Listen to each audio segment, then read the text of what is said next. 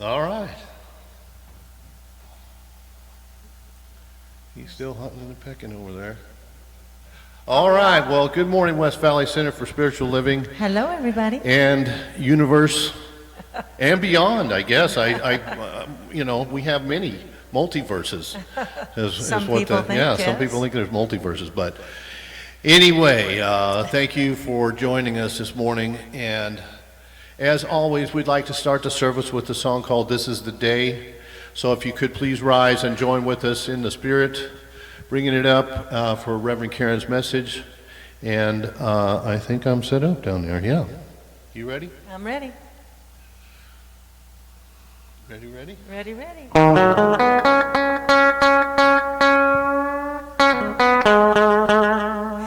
This is the day that the Lord has made. I will rejoice and be glad in it. There we go.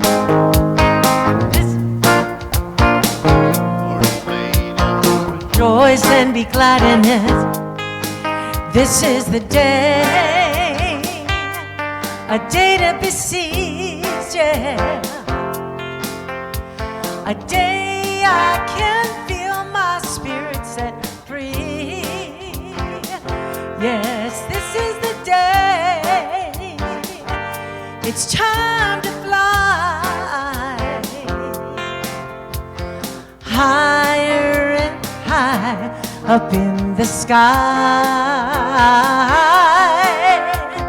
This is the day that the Lord has made. I will rejoice and be glad in it. This is the day that the Lord has made. I will rejoice and be glad in it. This is the day all my dreams come true. Can feel the Spirit working its way through. Yes, this is the day. It's time to fly higher and high up in the sky. This is the day that the Lord has made. I will rejoice and be glad in it. This is the day that the Lord has made. I will rejoice and be glad in it.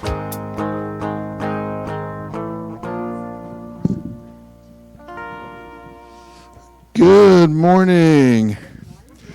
Welcome to West Valley Center for Spiritual Living. My name is Reverend Clyde Goings. I'm the assistant minister here, and I'm welcome you guys here in this cool, refreshing, air-conditioned building. This is the time where August is the tough month for me to get through because I'm ready to cool it off a little bit. So I'm like, okay, just hang in there. It's coming. So, yeah. Anyway, so our announcements today. One, I want to remind everybody that we have the Foundations class coming up next month in September. So Reverend Karen will do a introductory class. It's a free class on September the 11th from 1:30 to 3. Talks a little bit about what we believe, a little bit about the class and who we are, just so that way you can have some information about our spiritual teaching. And then the following week on September 18th, she'll be doing a 9-week class on the foundations. And that's teaching us our basic principles, teaching us how we pray, meditate, we vision, everything that we do to live the life that we want to experience. So this is an incredible class for you to, if you have not taken it or if you haven't taken it in a while, it's encouraged to take it again because we're in a different place in life today. And so it's a way to learn and grow and evolve spiritually. I also want to remind you, this is later in, I want to say in September, October, and I was trying to remember the date. We're actually going to have and John, you may remember, we're going to have a family community potluck picnic. It's going to be in October.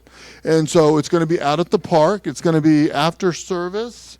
One Sunday, and so instead of having a potluck here, we're going to have a potluck out there and do burgers and things like that. Fred knows the exact date. I mean, Ed. Fred knows the date. Saturday, October 5th.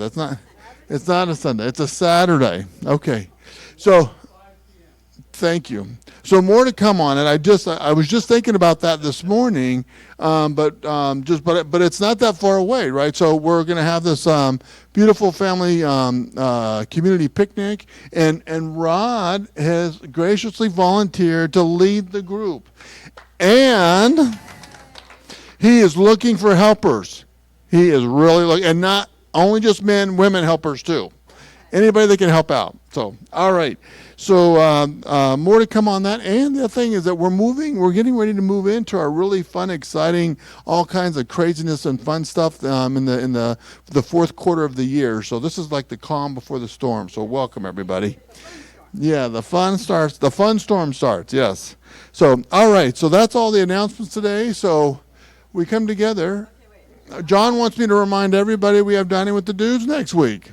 So come next Saturday, next Sunday, and enjoy Dining with the Dudes. And if you're a man in our community, we get together every Saturday for for breakfast at Brothers at 9:00, and everybody is welcome. It's a great time. We just commune together. We share stories with each other. We lie to each other, and we eat great food. So join us.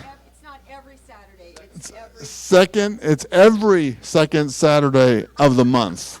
So please join us for that. The reason I know that, I accidentally met somebody for a meeting there while the men were there. Was not welcome.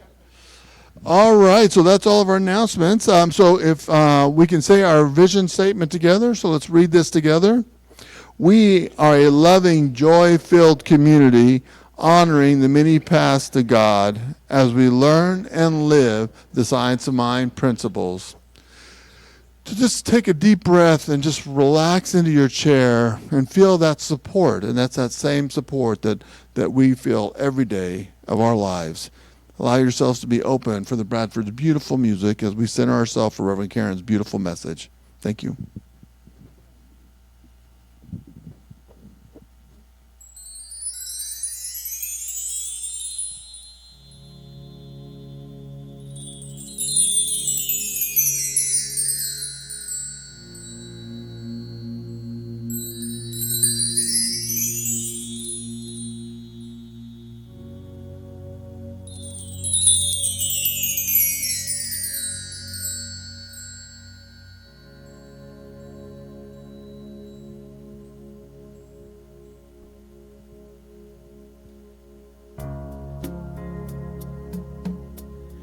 So just take a deep breath as we move within.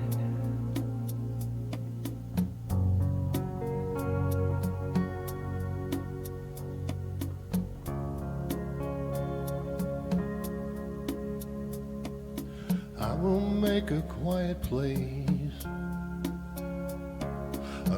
place within my heart, and I will wait upon the Lord. Wait upon the Lord. Be still, my soul, be still. Be still, my soul, be still. Be still and know.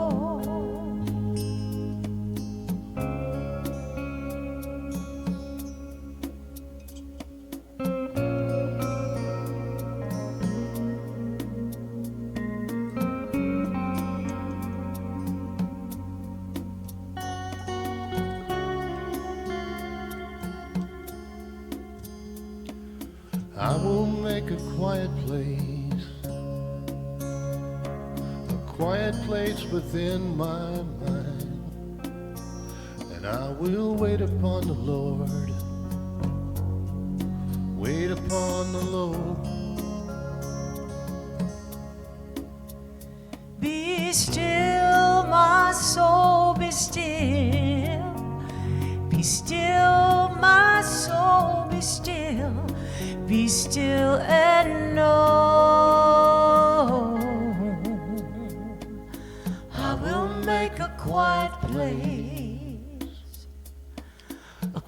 place within my life, and I will wait upon the Lord. Wait upon the Lord. I will make a quiet place.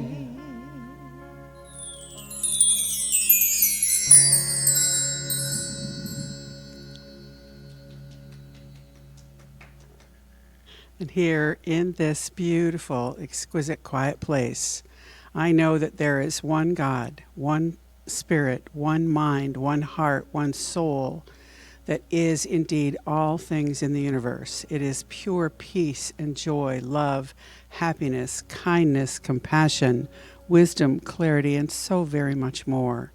I know that I am absolutely one with that divine power. I live and move and have my being in, through, and as that very expression of the divine. And that as it is true for me, it is true for each and every one of us. Everyone here in the room, everyone watching online, everyone everywhere. That there is no exception. That we are indeed all an exquisite part of that divine. So I know from that place of the divine wisdom that this day is a perfect idea in the mind of God, that this service is exquisitely expressed through Reverend Karen's message that is indeed a part of her expression of the divine. That the Bradford's music as always lifts our hearts and opens us to soar to that magnificent heights of spirit. I know that as we go forward today, we do so with a sense of excitement, enthusiasm, and expectancy of good, and more good, knowing that indeed the universe has already said yes. So together we say, and so it is. My reading today is from a series. It's a transcription of Ernest Holmes' lectures at Asilomar, and this is one from 1958, or part of one. Peace, peace be unto our souls. I cannot say peace unto you. It's too condescending for me. I cannot say, may God love you. It isn't gracious. But rather, may we have peace.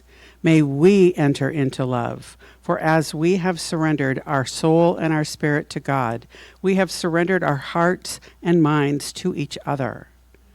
And the one is but the offering of the other, brought to the altar of that sweet communion which blends into the divine union, and that heavenly song which forever sings the stars, rises the glory in the sunlight, sinks into the depth of the infinite ocean of being, calls unto deep in our soul, awake, awake, awake.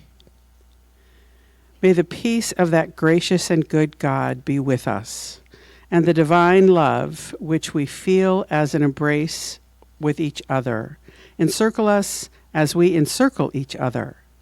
May there come into our hearts the song of eternal joy in everlasting blessing. God be with us till we meet somewhere again, now and forever. Amen. So just allow that exquisite connection to wrap your heart and soul for just a few moments. And so it is.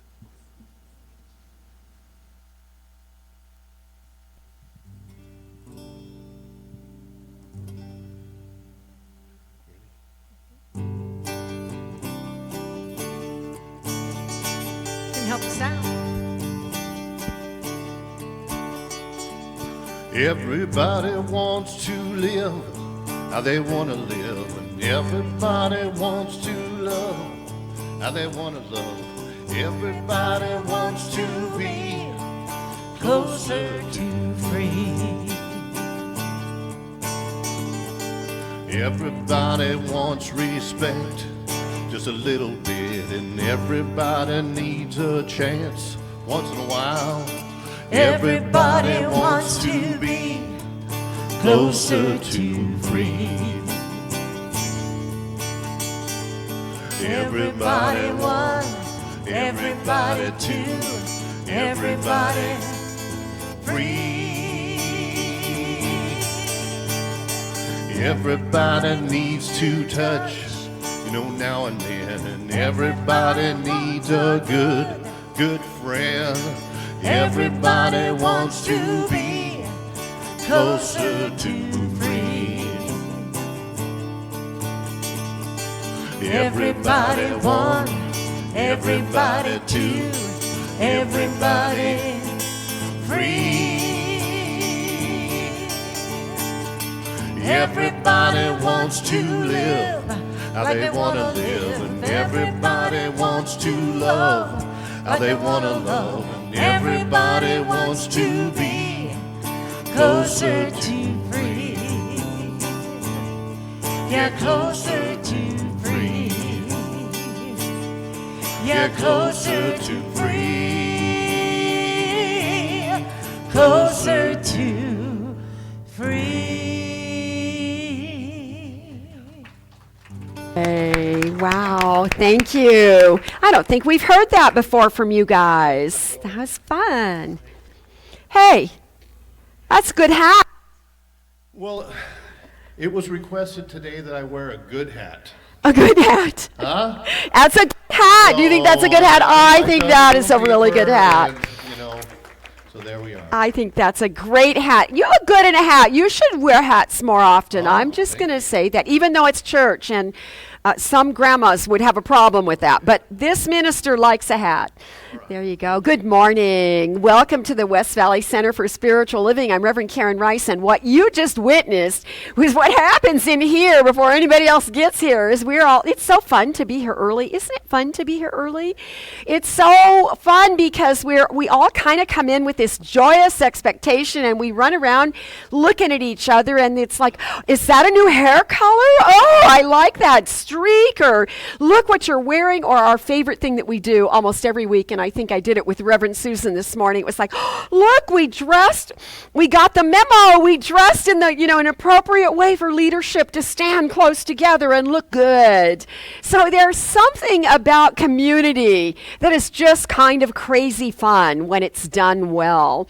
And I wanted to talk about things of such a nature, about hanging out together today. So welcome to the West Valley Center for Spiritual Living. I'm Reverend Karen Rice. And hi, everybody at home. Good to see you. We come together to be blessed and inspired and grateful on Sunday mornings. And that's a way that we prepare ourselves to be big for God all week. So I want to talk about this idea of community and the kinds of conversations that help to bond us. Because I really believe that one of my favorite, what I know is, it's not even a belief, I know it at the core of my being, that community is one of the best parts of spiritual community, is that something happens when we gather together. And so we're here to have something happen today. And biologically, the brain science studies all affirm this beautiful truth that we are hardwired for connection. And we say that a lot in here, but you know what that means?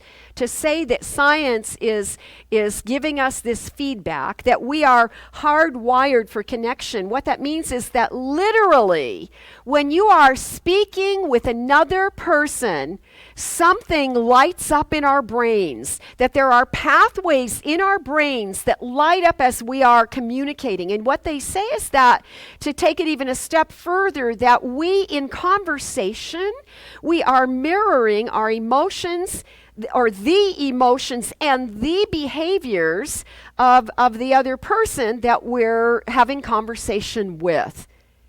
That means there's some kind of connection that is unfolding. And it's, of course, different depending on what kind of conversations you're having. But the bottom line is, what we know is, we are hardwired to interact with each other. We are hardwired for this thing of the way our souls long to belong and to connect to each other. And that's what I want to talk about today.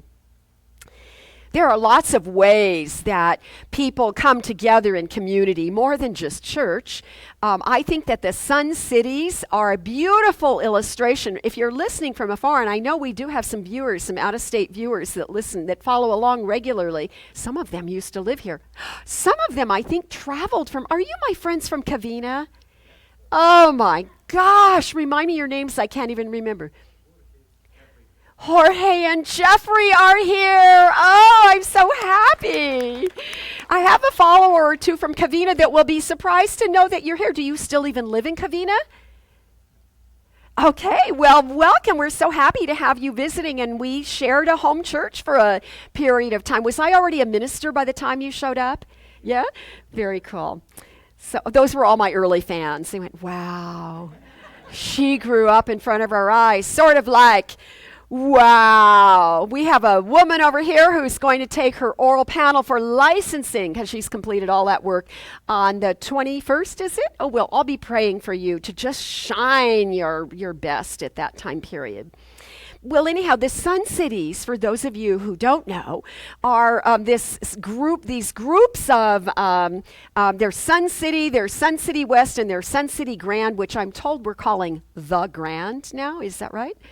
And they are so perfectly designed for the active senior citizen, those retired people who want to do just about anything. And you can, there's sports and there's music and there's food and dancing and clubs and all kinds of ways you can interact. And I love that you can golf on the same day you might decide to play pickleball. Do golfers play pickleball too, or are those opposing? Maybe. And you can go swimming, and then they have all these great clubs, like you could do ceramics or woodworking or jewelry making or quilting. Is there an LGBT group? So you can find a group that's specialized to something that is of great interest to you. And I love that. And we love that because we like hanging out with like-minded people. So that happens on a Sunday morning, even though we sit in a sanctuary or we listen to the same message from afar and we have different interests, we still have that way that it's fun to be around people that have the same interests as we do.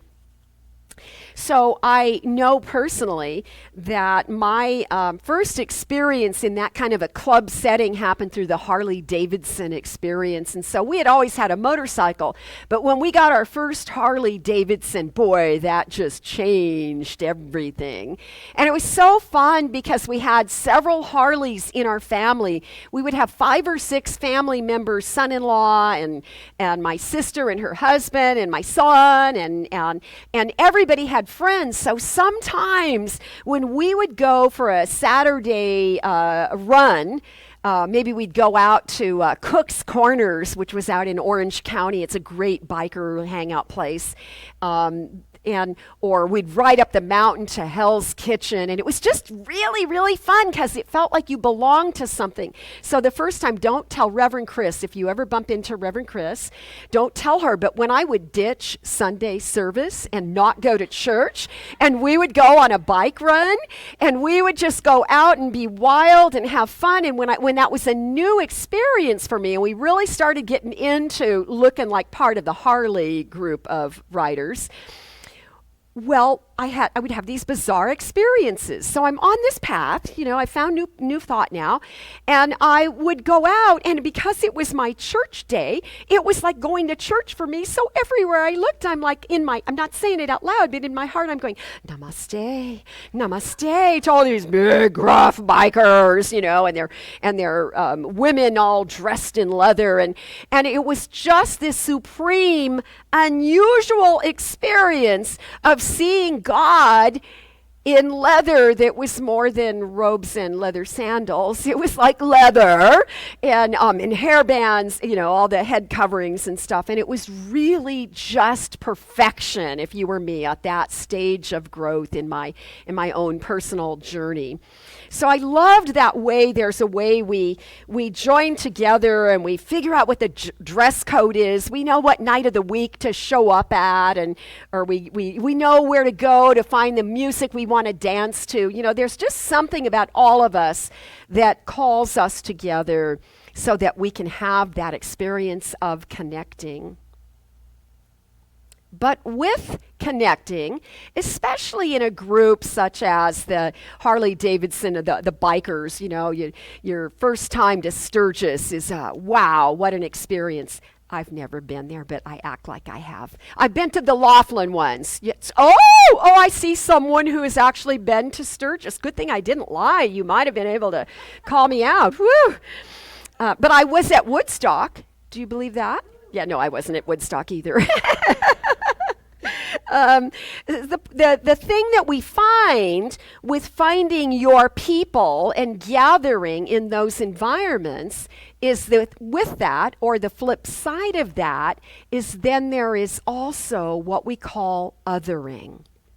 So if you're not in, you're out there in the peripheral.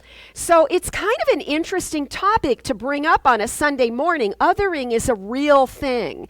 It is where we separate ourselves or others separate us. So by way of example, when we would be out riding, there would be very conservative people, and because we were a large group of Harleys showing up in our leather and all the costuming that goes along with it, which is part of the fun, by the way, there were people that would be intimidated by us, and you could see that they were othering us as a group, because a lot of people still see bikers as gangsters, right? That is a part of the, Holmes would call that the race consciousness. That's a part of the collective unconscious that, look at those bad dudes. But the truth is, most of the people we hung out with were those who could afford that kind of a hobby, and they were professional people. They were executives and lawyers, and they'd put on the costume and fit right in on the weekends,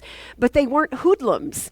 So it's easy to, when we other, we differentiate, we separate ourselves. So othering is defined as how we separate ourselves, how we see differences. An actual definition I found said that it is a cognitive process in which individuals or groups of people are perceived as fundamentally different. There will always be people and groups of people that will be different than other groups of people. And what we do with those differences is really the only thing that matters. Now, what we know is the othering comes because of that seeing life in pairs of opposites, because we see differences. And it is our nature to notice contrasts in life. But then you get things like we're very obsessed right now with politics. And the thing about politics is we kind of all look the same.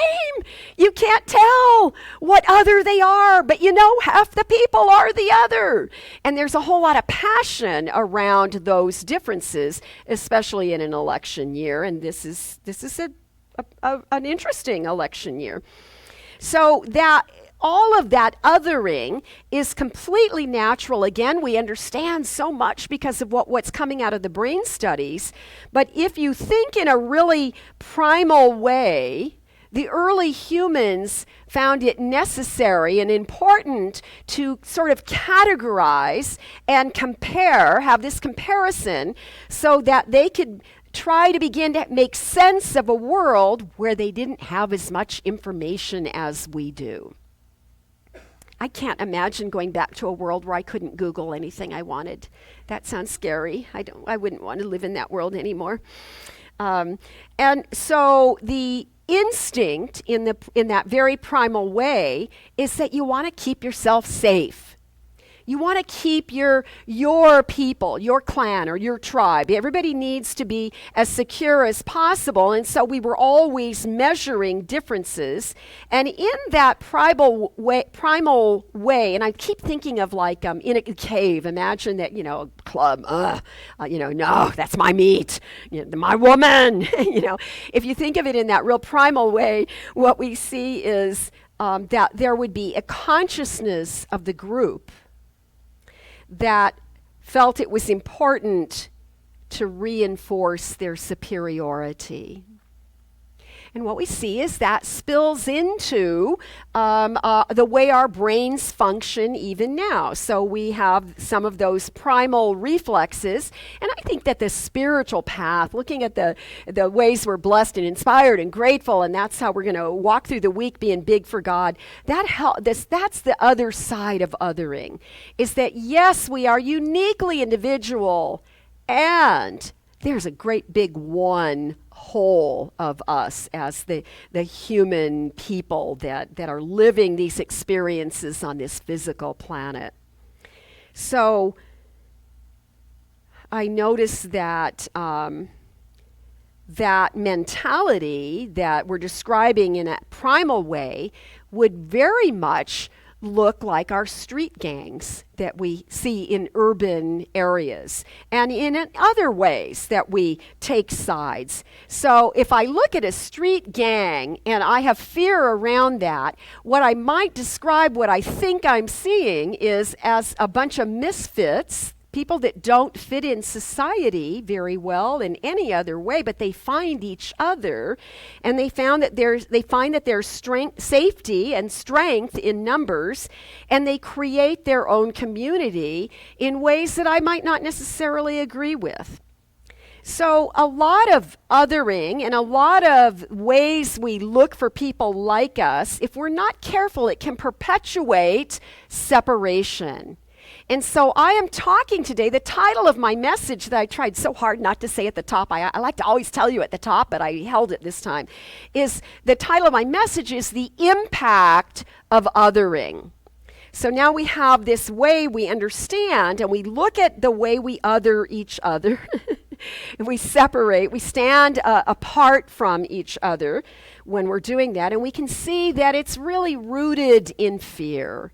We're just afraid of losing what's ours. We're afraid of that things won't turn out the way we want them to turn out. We're afraid of being out of control or unsafe in our environment, and all of that is really real stuff. In this spiritual philosophy, we do not promote any idea of an evil force against God. We got no Satan. We got no devil, except deviled eggs. We like deviled eggs. I see them out there a lot. I like them too.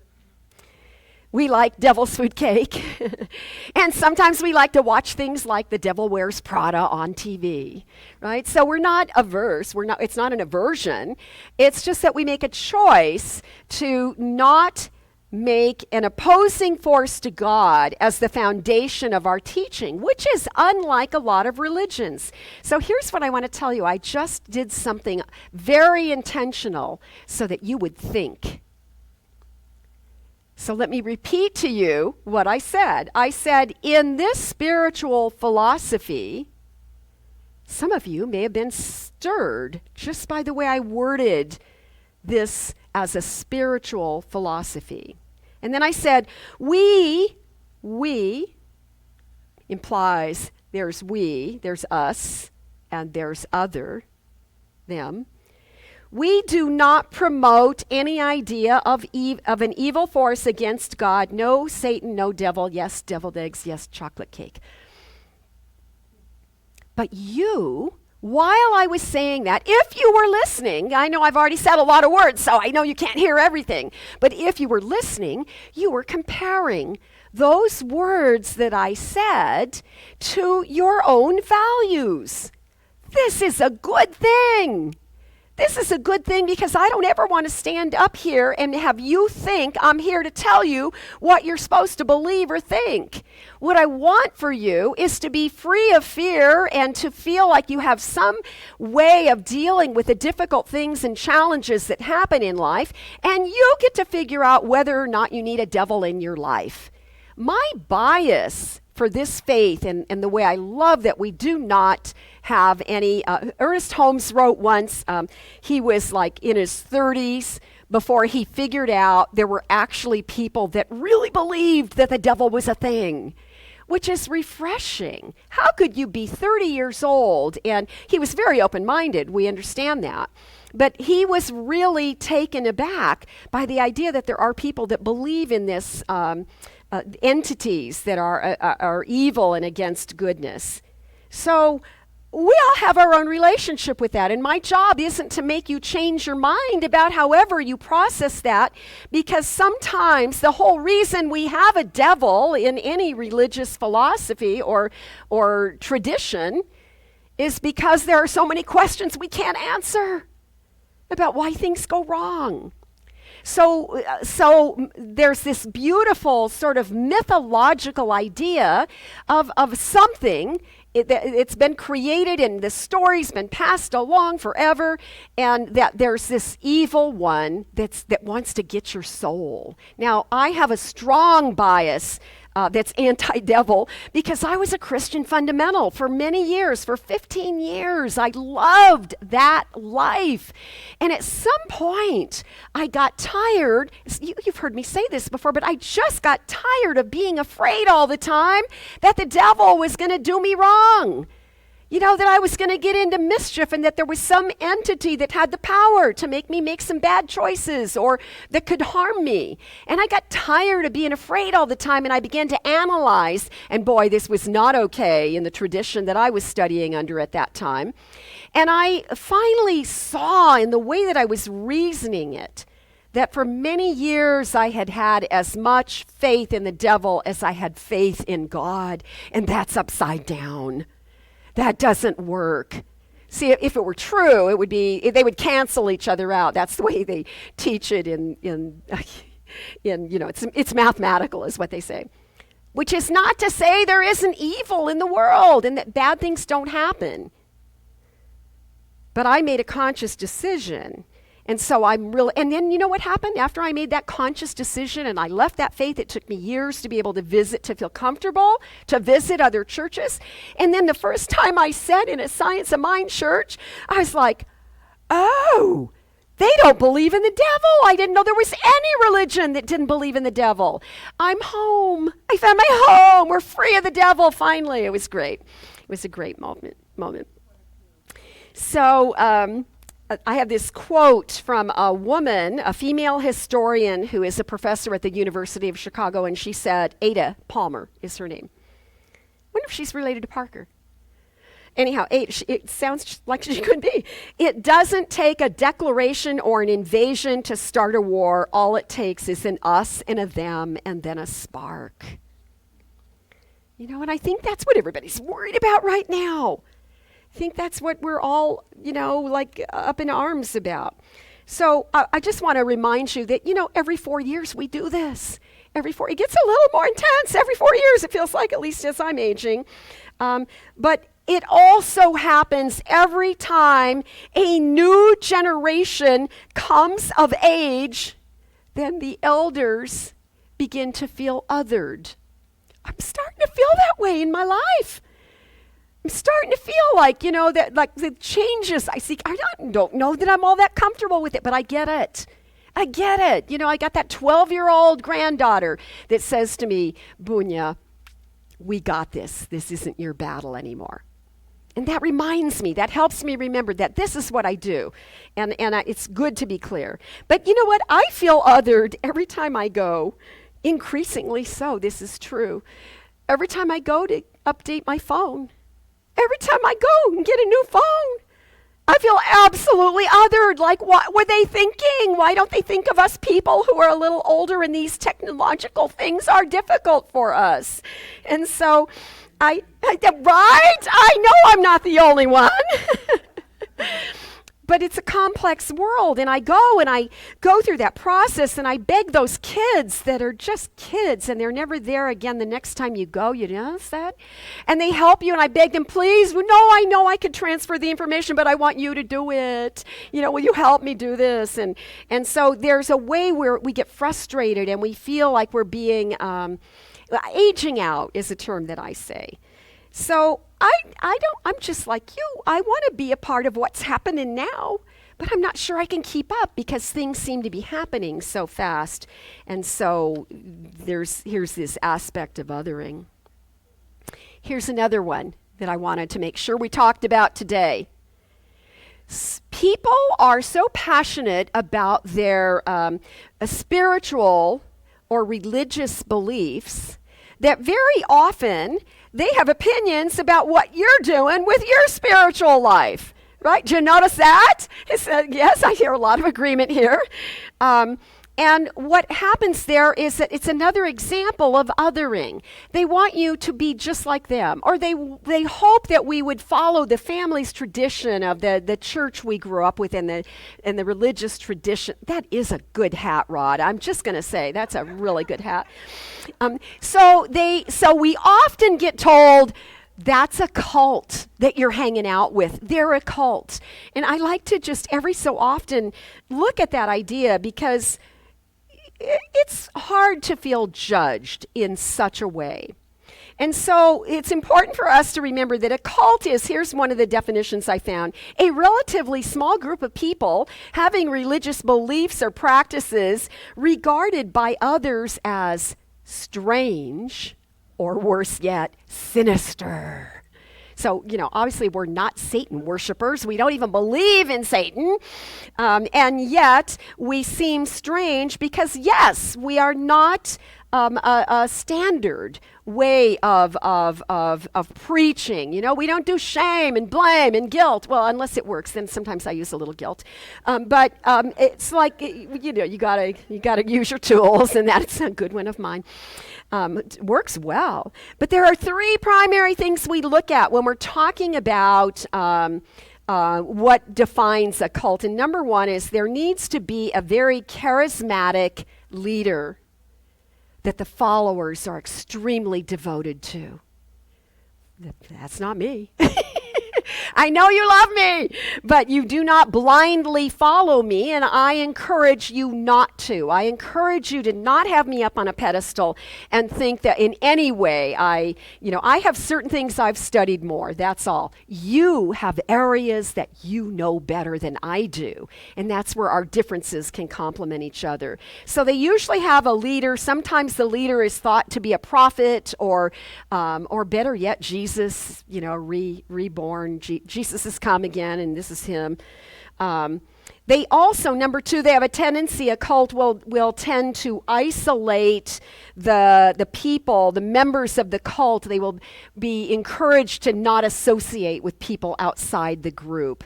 I know, even in my gorgeous years of the fundamentalist faith that I belonged to, there was a scripture we were given all the time, and we used it on each other all the time, and it said, I always have to think, bad association spoils useful habits. Bad association, implying that anything outside the doors of this belief system, it's not good, right? And so that's a terrible, that thought doesn't work for me anymore. It works for me in as much as, like Maya Angelou says, how does she say it, or used to say it? When people show you who they are, believe them. You don't just keep getting burned again and again and again when somebody's done you wrong. So in that way, I could apply that passage, but not in a way that keeps you from listening to anybody else's spiritual possibilities or their story. We say every week with our mission statement, our vision and purpose statement, we honor all paths to God. We see that there's a thread of truth. This philosophy was born from that very idea. There's a thread of truth in every spiritual tradition, and that's what we look for so that we can honor and respect each other. But we can't do that when we're defending ourselves. So the short version of if somebody that loves you is worried that you're involved in a cult, just translate that as them saying to you, in the only way they know how, I don't really like your choice right now for your spiritual path. I wish you would do it my way. And they love us. They love us. I know it's hard not to feel judged, but they really care about, especially when it comes to thinking about the afterlife. And there are all kinds of varied ideas about and how that's translated. And the third thing that a cult usually has is some kind of a shared story about an external threat. So if you think of any of the stuff you've seen, the tragedies that have happened involving these infamous cults, we understand what that means. So what I know is there are thousands of ways of leading your spiritual life. I would say there are thousands of ways within this teaching that we grab those gems that I talk about each Sunday and we apply them in our life because we're taking in information, we're comparing, and we're looking for that little thread of truth that will inspire us or will help us turn a corner in some way that we're working on an issue or whatever it is. I like it best the way Rumi said it. There are hundreds of ways to kneel and kiss the ground.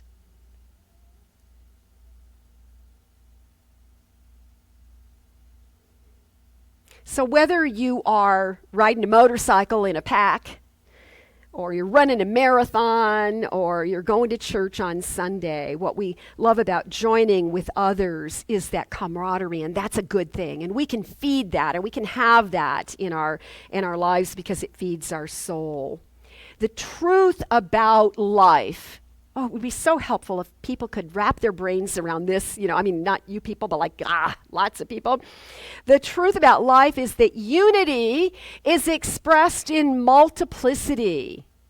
There's always more than one way to approach things. If you just look at that idea that there are no two blades of grass that are the same.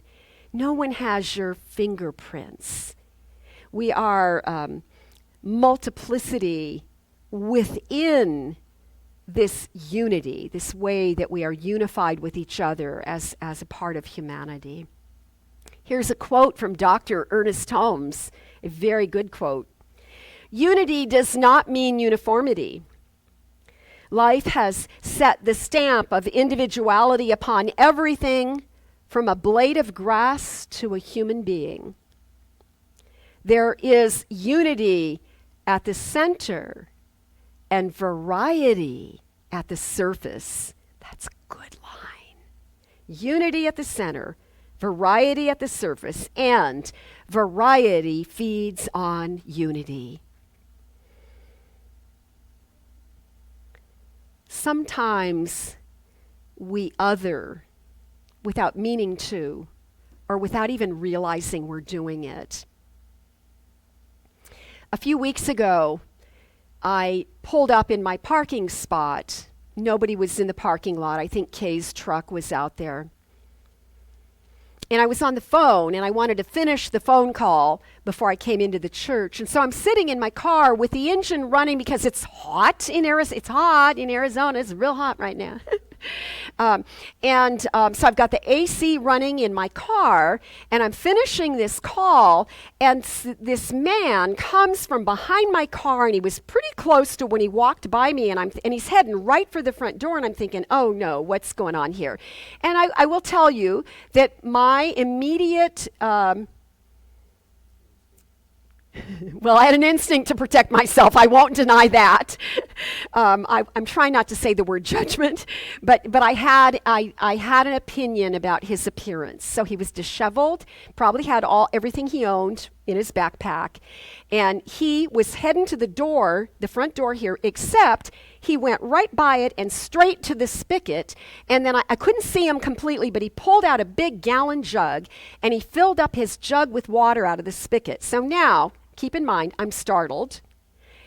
I'm alone, and he scared me. He frightened me. And so I'm telling the person that I'm talking to on the phone, I said, and I'm holding the phone so he can see I'm kind of not alone. And I said, I think I'm just going to stay in my car till he leaves. And it takes a while. That spigot doesn't run very fast. It takes a while to fill that gallon jug. And I'm thinking, well, that takes a lot of gall. He walked right by me. I'm sitting in my car with the engine running. He walked right by me. He didn't ask. He just helped himself, and clearly he's been here before. He knew right where that spigot was. So I'm having this whole scenario going on in my head. Can you see what I'm doing? I'm othering. Why am I othering? For all those reasons that the primal brain others. We're just trying to assess our safety. And so I'm getting ready to get out of the car because he looks like he's about to leave when I hear him talking to somebody else, and I look and there's a woman on the other side of my car. And she goes, "Is there water there?" And he goes, "Yeah, come on over." And now all I could think of is, I got to protect my church. I got to protect my church. You know what's really weird about that? We keep cold bottled water for people that need it. We keep food by the door for people that need it. But I went into that posture. I'm not even saying I was wrong. I think there are times, I'm looking at him because I know he'll agree with me. There are times where we want to know we are safe. So when the woman showed up, I got out of my car and I made eye contact with him, and he looked at me, and she's heading to the spigot, he's done. And he looked at me and he said, "I hope you don't mind.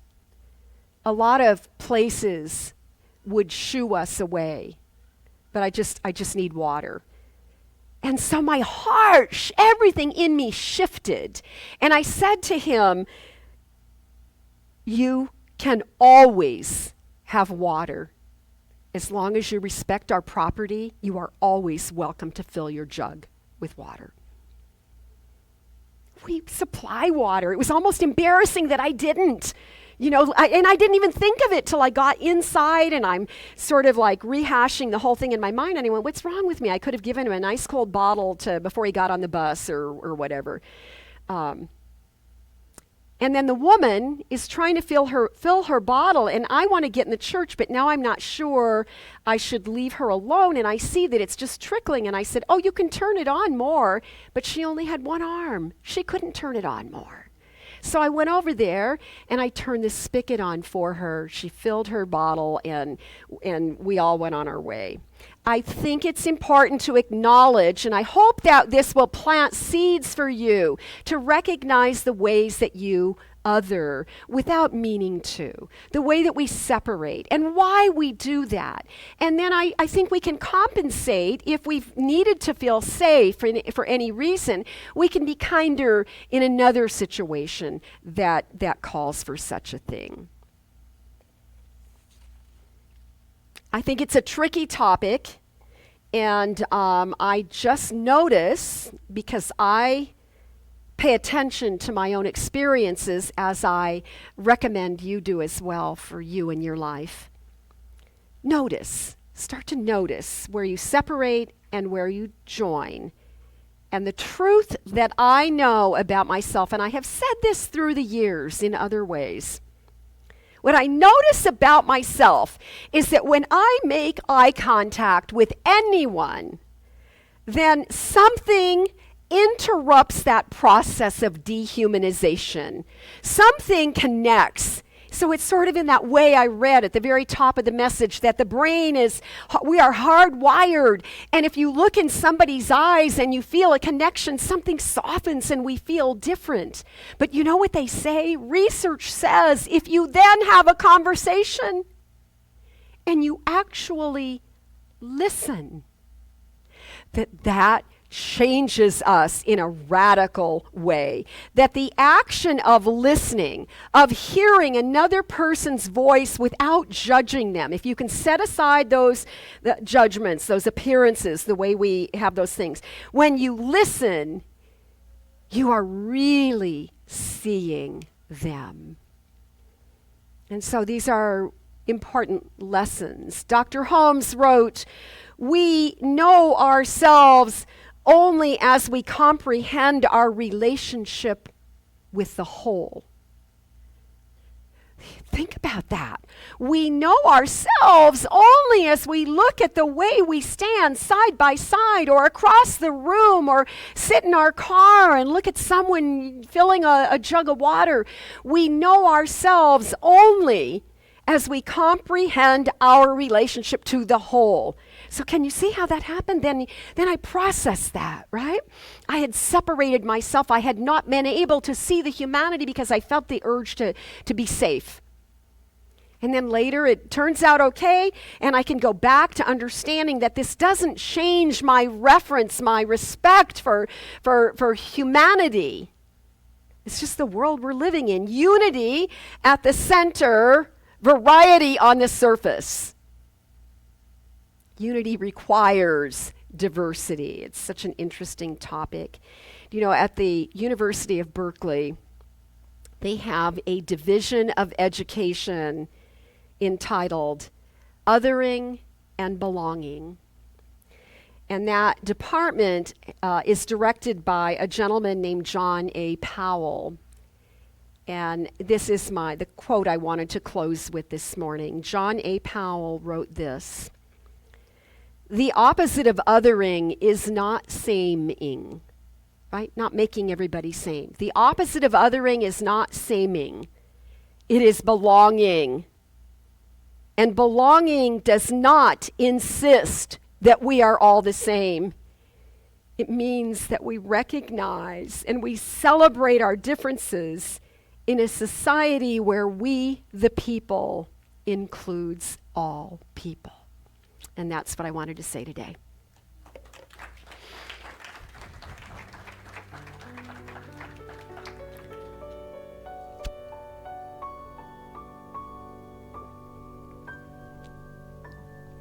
Take a breath. Take a holy breath.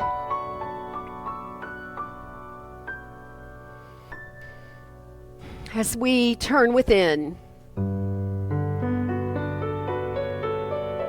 to that sacred place of the Most High, that place where we recognize oneness. And we begin to feel and sense the presence of God right where we are. That power that is greater than we are. It is a power for good. And we can call on it, we can use it, we can align ourselves to it. I feel the love of God within me. And I know that that love is the activity of life. That it is the very thing that sustains and supports us individually as well as collectively. I feel that love moving within me, and I know it is the same essence of pure love that is at the center of each individual.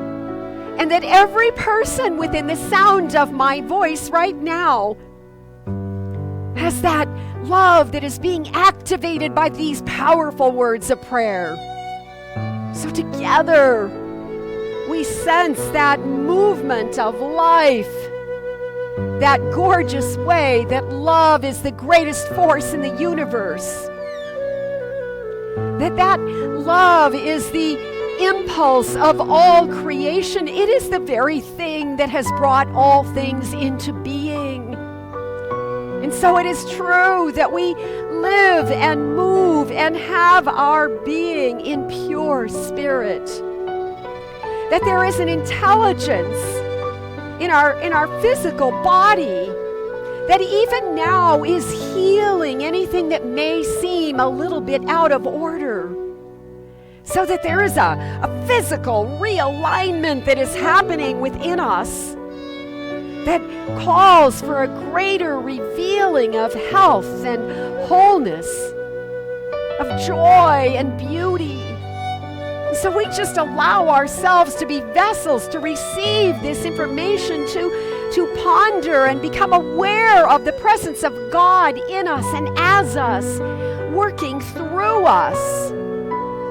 So we sense the way that God's grace is streaming into our lives, and it is activating that and purifying and populating the presence of love in our being, and that love is radiating from us and out into the world, so that the goodness of God, the divine illumination of life can be there to uplift and to hold sweetly those who are struggling.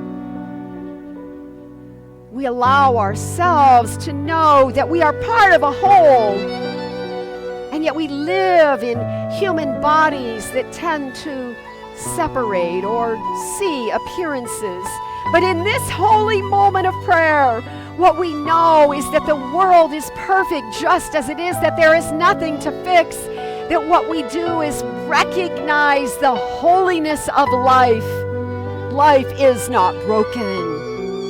People, the human consciousness is being readjusted. And we are a part of this movement, for it is a divine movement. It is a divine realignment. It is a reordering of which we have waited for a long time. So we accept, we receive this grace, we acknowledge this love, and we freely share it. And we stand connected to each other, knowing that our differences give us strength in other ways. So I say, thank you, God. Thank you, life. Thank you, Infinite Spirit. These are wonderful truths to remember yet again today.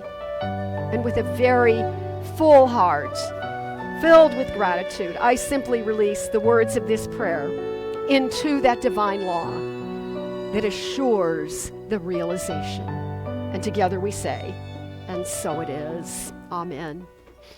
Amen. Grateful, grateful, grateful for all the love that I have. I am so grateful, grateful, grateful for all the love that I have. Everywhere I look and every face I see is love reflected, shining back to me. I just give thanks for all these simple things, the joy and peace that gratitude brings. That's why I'm grateful, grateful, grateful for all the love that I have. I am so grateful, grateful, grateful for all the love that I have. All right. Thank you, Bradford. So now is the time to celebrate the abundance of our life. And look at that. I got a check right here. I'll drop it in the box for you. Speaking of dropping the box, I want to remind everybody here in our community, we don't pass around the offering plate on Sundays. If you've noticed, if you're visiting, we don't pass it around. We actually have drop boxes in the back of the room on the way into Papke Hall Fellowship, and we also have one in the bookstore. So you could just drop off your tithe, your donation there. We really do appreciate any offering, so thank you very much, and I'll take care of yours for you. And then also I want to let you know two other things about our finances. One is that we also have a direct draft, and so I don't talk about this very often, but if you're interested in setting up a direct draft where you can process the payments through your credit card or directly through your bank, so that way you don't have to worry about it, and you can and we'll receive your money electronically. Please come and see me, and I can help you get that set up. And then one last thing, if you shop at Fry's, they have a donation program there that we can be put as a recipient of your Fry's shopping. So more you shop at Fry's, the more money that we get. So Fry's gives away, I forget what it was, like $50,000 a quarter or something like that. And it's free money, and it doesn't impact your Fry's credits that you get. I love Fry's going to the gas station. I don't know about you, but I go to the gas station, I get 10 cents off my gas, and I'm just like, oh my gosh, I'm all excited.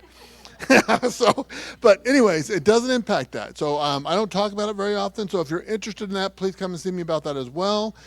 We appreciate all gifts and donations. So now, again, we're going to remember the abundance of our lives and the abundance of our community. And we are so grateful that you're here today. So let's say our giving affirmation together. I live in a consciousness of good. Divine love blesses and multiplies all that I am, all that I have, all that I give, and all that I receive. Thank you, God, and so it is. Please rise for our last song.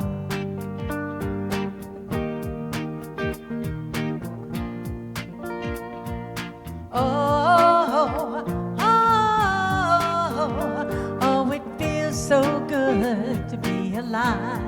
Sing that with me. Oh, oh, oh, it feels so good to be alive. I ain't thinking about my problems. I'm living now. I'm living now. And I ain't gonna worry about the future. I'm living now.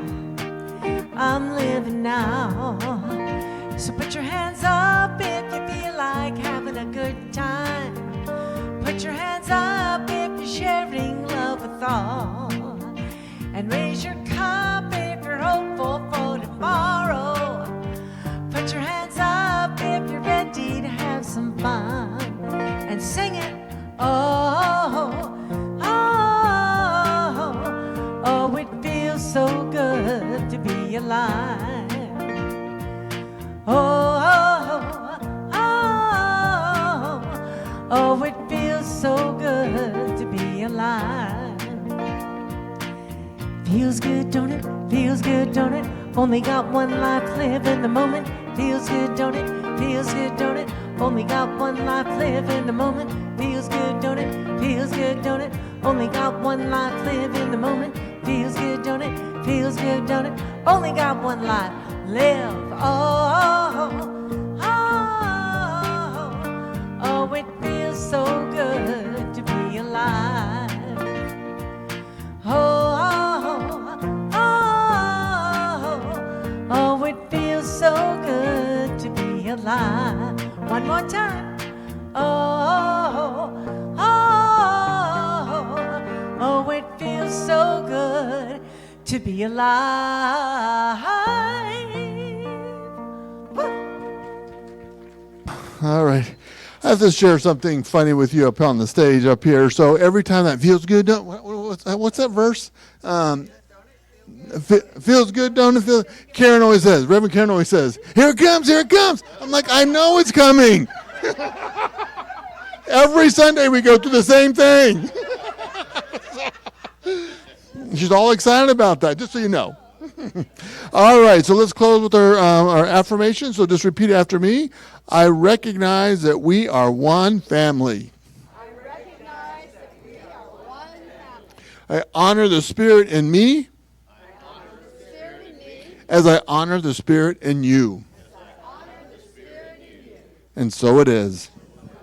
Thanks for being